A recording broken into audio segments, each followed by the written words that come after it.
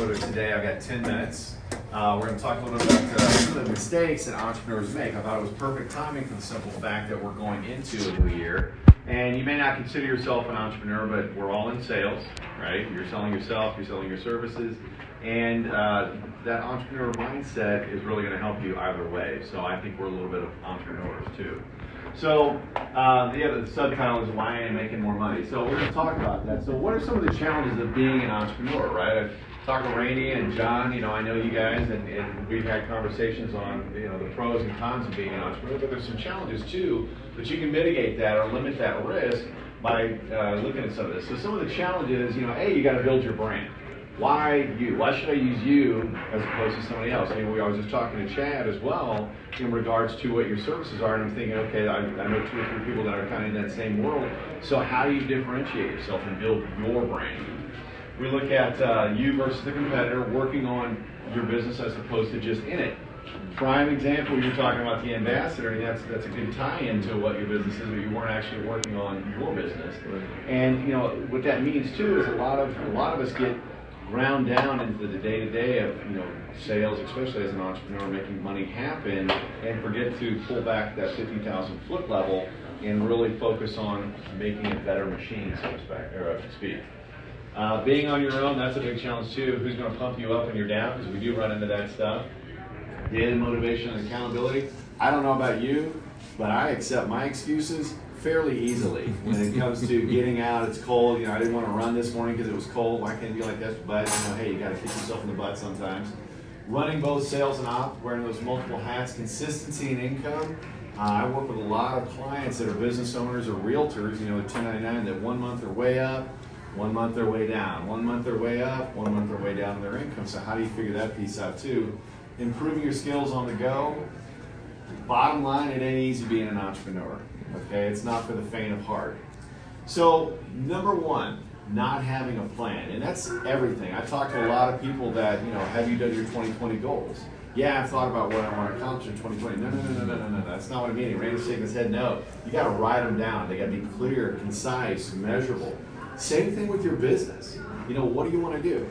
I talk to business owners all the time. I do financial planning, and part of that process is budgeting and things like that. And I ask entrepreneurs, would you ever consider running your company without a budget in place? No, that's madness. Yet people do their personal home that way all the time. You just hope it works out. Well, your business is not going to work out unless you have a clear destination on what you want to accomplish Q1, Q2, Q3, and for the year. And you've got to have a measuring stick to make that happen. I use this picture. I love this movie, Forrest Gump. Any Forrest Gump fans in the room? Yeah, I love it, right? Well, you remember that opening scene with that feathers floating around? That's kind of how some people treat their business. Just kind of, it's just going to happen. We're going to make some money or something, right? Help some people or whatever. And you don't want to look at your business at the end of the year going, what the heck just happened? Okay? So that number one is, having that plan. You got to start with the written goals. We were just talking about that. Make them stretch goals. Don't make them impossible goals. I talk to people, especially if they come out of an event and they're all hyped up, fired up. Man, I'm going to do $1 million in income this year. Well, you made $50,000 last year. That's kind of an overstatement there. Let's keep it real, but keep it stretched. If the most you've ever made is $100,000, whatever, let's shoot for 150 this year. Something close, but a stretch. Then create a written plan to get from point A to point B. You would never get in your car if you wanted to go to a restaurant in Hendersonville, and you would never get in your car and just start driving around and hope you found it. No, you're going to have a clear destination on where you're going. You're going to route it out, and you're going to follow the directions from point A to point B. It's the same way in your business.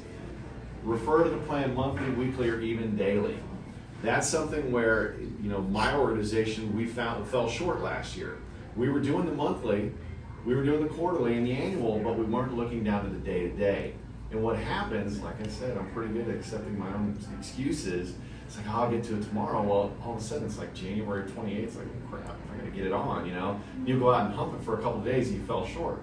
So those daily activities, there's a book out there called The Slight Edge. If you've not read it, highly, highly encourage it. You don't have to make big changes in your life.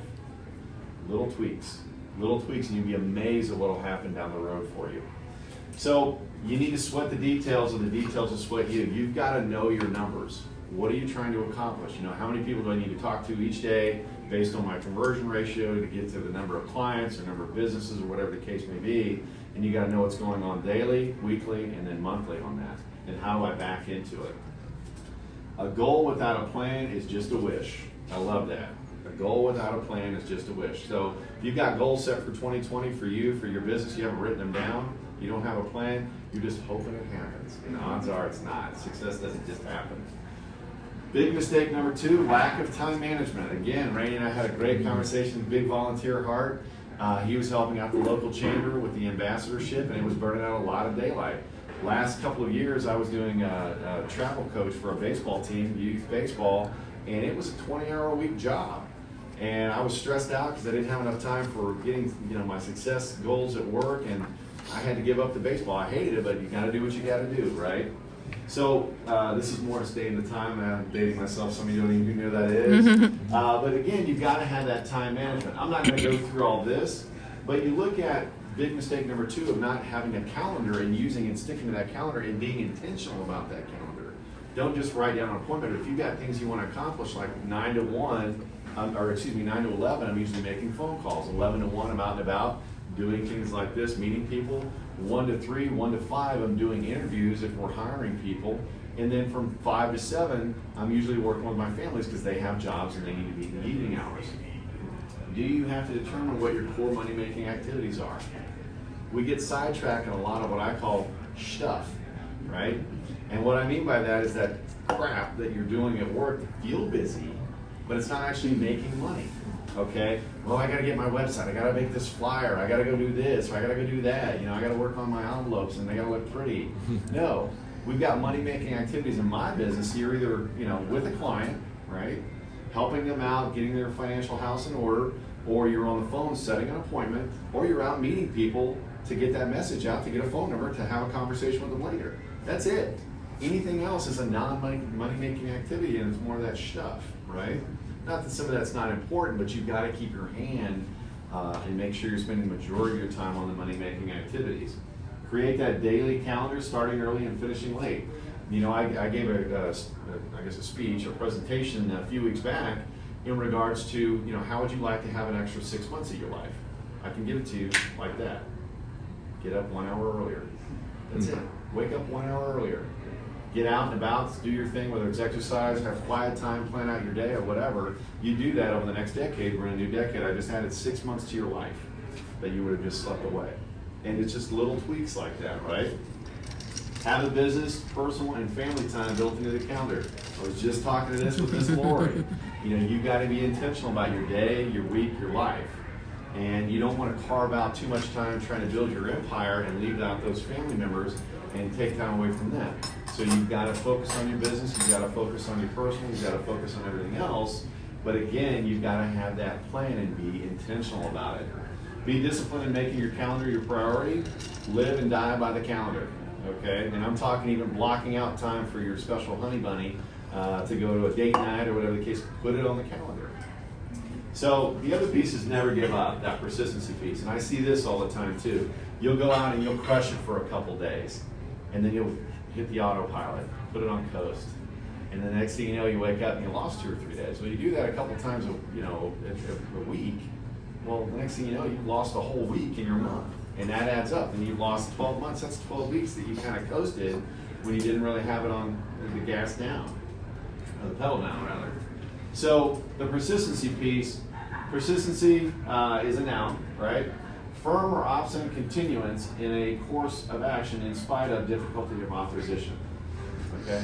I'm here to tell you folks, nothing you want out of life, whether it's success, true love, whatever the case may be, long, healthy marriage, whatever, right, is not going to be easy. It just ain't. Okay? There has to be a price paid, period. And usually that price, especially being an entrepreneur, has to be paid in full. You're not going out making huge money out of the gate, right? You've got to roll up the sleeves, blood, sweat, and a lot of tears to make that happen. But you've got to be persistent about it. A little bit every day. It's the whole adage, that African proverb, how do you eat an elephant? 1 bite at a time. But you've got to take a bite every day. And even if you fail, that's your first attempt at learning, right? Accept it for what it is. You just learn how not to do something. but you got to fail forward and make it happen and get up, knuckle up, and fight through it the next day. Know that you will face obstacles in your business and growth in them. Like I just said, the best way to learn something or overcome a challenge is to go through the challenge, to go through it.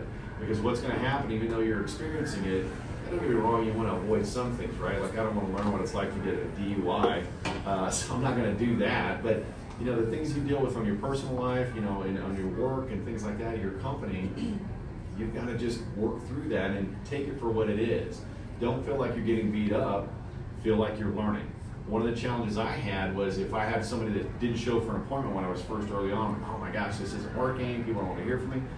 No, they had a flat tire and didn't come because of the flat tire. And so we'll listen to that stuff in our head and you know we'll start talking ourselves out of success, and you don't have to do that. Just acknowledge it for what it is. Things pop up, it's called life. And then get on the phone, are you okay? And reschedule the time. Keep your emotions steady. Never too high, never too low. That was one of the things. I'm an A-type personality. I'm kind of like, hey, fired up, let's go, which is great, but you've got to keep that in keel. Never get too high, never get too low. Okay? And what happens, you start steady, eddy through the water, and you're going to move a lot further, and you're going to be able to withstand a lot more storms too when they come up. And you're not going to let yourself get too sidetracked in those awesome days. You know, meaning I'm not going to pat myself in the back for the next 3 days. It's like, okay, that's great. Let's move on to the next one. And that's that consistency piece, that persistency. This is your chosen business. Don't quit. You chose, especially you entrepreneurs in the room, you chose this because that's something that speaks to you, that speaks to your heart, you're passionate about. I love what I do. It doesn't feel like work to me. I do it sun up to sundown, 7 days a week, 20 minutes. I'm looking at balance too. But I love what I do. I'm passionate about it. And if you're doing something right now that you're not passionate about, I'm here to tell you life's too short. Figure it out and get an exit strategy and go do what you love to do. Okay? Because I see so many people, myself included, did this for many years. Don't sell your life 2 weeks at a time.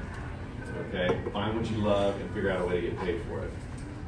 That's it. That's my name. If you have any questions, we're also just kind of FYI, I'm rolling out, working a little bit with Jon.